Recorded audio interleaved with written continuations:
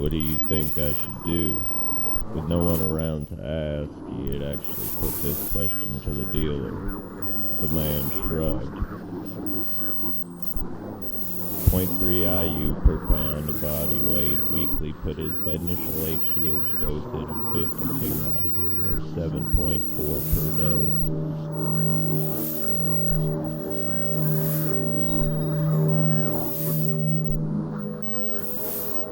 Pinch the flesh and pull back.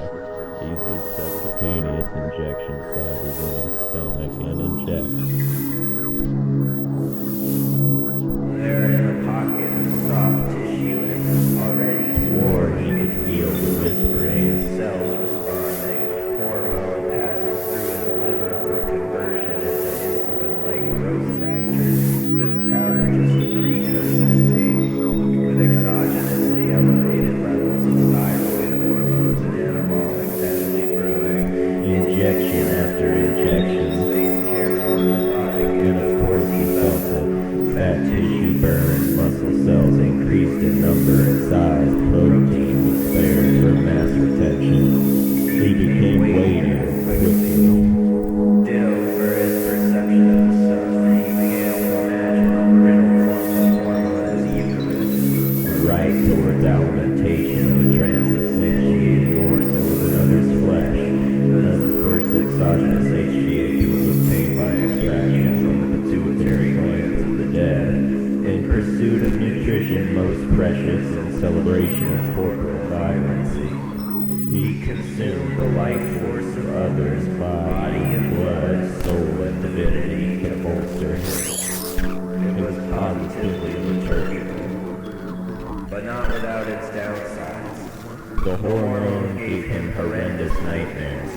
There he'd be, bed alone, and only his own body's thickly inorganic warmth to keep the cold away, and this communion become far more powerful for his dead of night defenselessness, a magnetic draw leading him down endless subterranean streets, toward buildings, hallways, rooms he knows he must avoid for their promise of certain oblivion.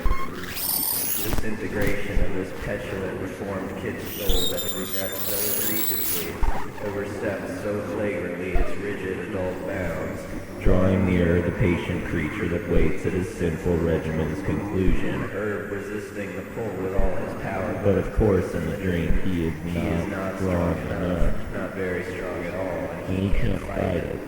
It is a grand cityscape of demonic thought forms, peering often dripping viscously, bacteriostically on his shoulders, every step a further glimpse, helplessly sensitized to their interminable repetition, but never do, only proceed, and all do terror. On waking, often enough too early, no promise of light, barely the prospect of sunrise, he recalls too much and must relive, stew for hours, afraid to go back to sleep. Even wait up the next night in safety of secular civic cold, shivering and yawning, but at least in control. It's not even an issue of desolation.